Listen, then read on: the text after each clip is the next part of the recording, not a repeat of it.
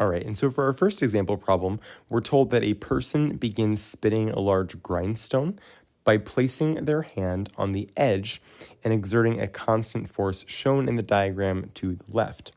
If the stone has a radius of 0.320 meters, let's determine for part A the work done if the force they exert is 200 newtons and they apply that force constantly for a rotation of 1 radian.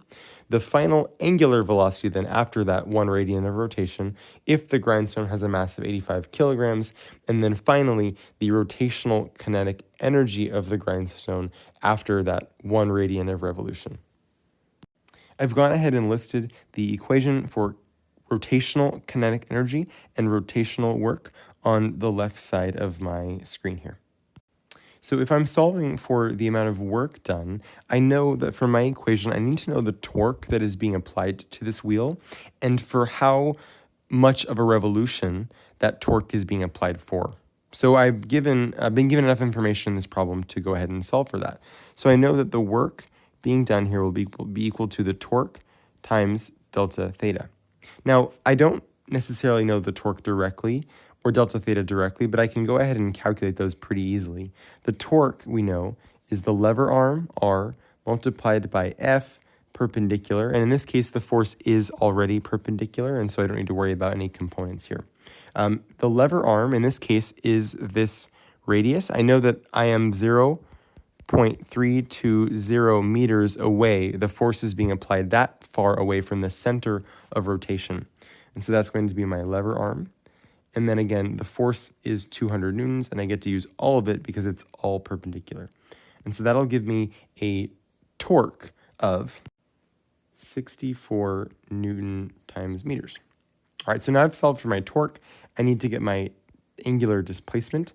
In this case, I actually have been given that directly. I'm already in radians, so we are good to go. Our angular displacement is just 1 radian. So I can use that as is. That means that the work done on the grindstone will be 64 Newton meters of torque multiplied by 1 radian, and that would just be 64 joules of energy, or like a capital J.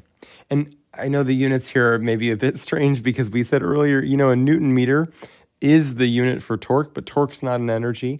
But now, because we're using it to solve for work, it's the same unit, but it is an energy in this case. And so it's okay to use a joule here to represent work. So a little bit funny there, but we have 64 joules of work being done on the grindstone. And so what does that mean?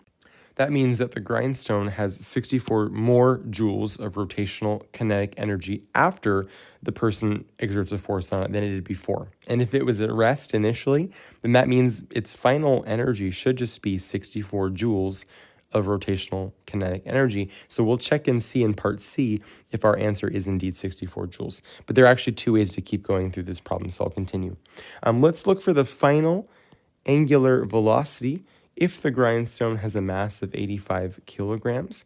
Now, in order to solve for the final angular velocity here, I know that the only relationship I have between angular velocity, initial and final, is rotational kinematics. I could use acceleration if I also knew the acceleration, but I don't know that either. So I'm going to pull up one of my rotational kinematic equations to see if that can help me solve for the final angular velocity.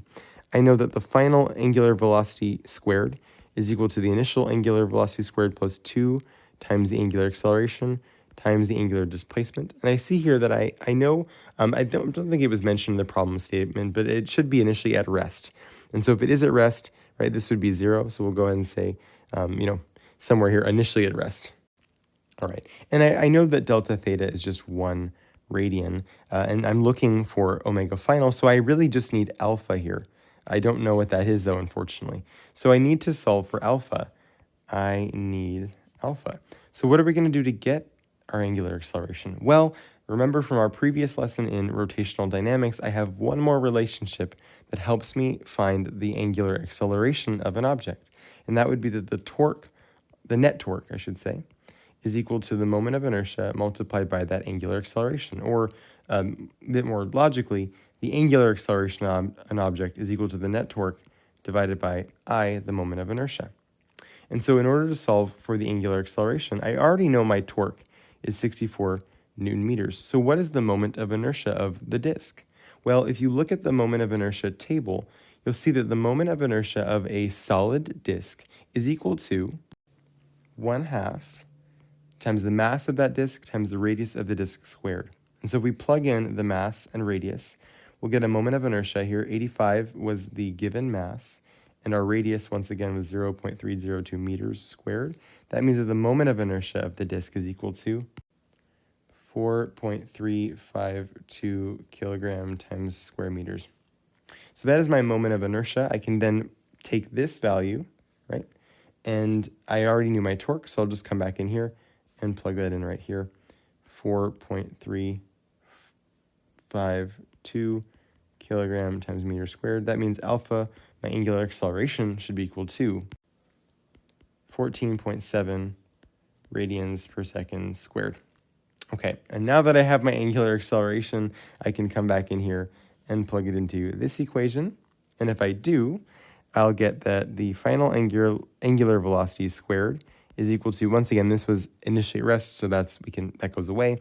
And delta theta is just 1, so I'm not going to even write that. That's just equal to 2 times 14.7. And so that would mean that omega final, if you take the square root of both sides, it would be equal to 5.42 radians per second. That is my final angular velocity. And once again, we used our kinematic equation to solve for it, but before we did that, we used rotational dynamics to solve for our angular acceleration using the torque and the moment of inertia. We were able to do that because the mass of the wheel and the radius of the wheel were given, and we knew that it was a disk, and we were able to solve for the torque because we were given the force and the radius as well. And so solving for angular acceleration there just was a two-step problem that we've done before. Okay, now that we have the angular velocity, I should say, the final rotational kinetic energy is simply, right, 1/2 times I times that omega final squared. So that's the k rotational will be equal to this. And I already have all the values I need. I can just plug them right in. 1/2 multiplied by that 4.352 that we calculated in part B, multiplied by 5.42 radians per second squared. And that will give me a rotational kinetic energy of 64 joules.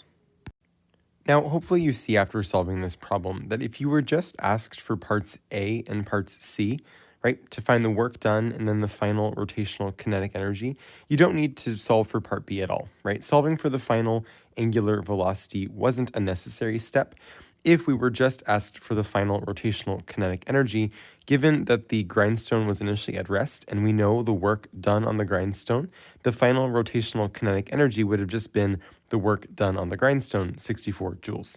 However, this also shows you that you can use the formula for rotational kinetic energy to help you get variables that maybe you don't know. So if you knew the work was 64 joules, then you knew here that the kinetic energy was 64 joules. You knew this was 64 joules right away.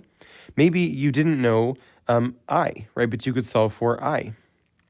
Potentially, if you had the rotational kinetic energy right away, you could have actually solved for the final angular velocity, maybe even a bit simpler, by plugging in 64 joules for the kinetic energy and then plugging in I for omega final, right? So you can use these equations interchangeably. Please be mindful when you're solving a problem of the most efficient way to solve that problem and the quickest path essentially to the solution that you need. There may be multiple ways to solve problems.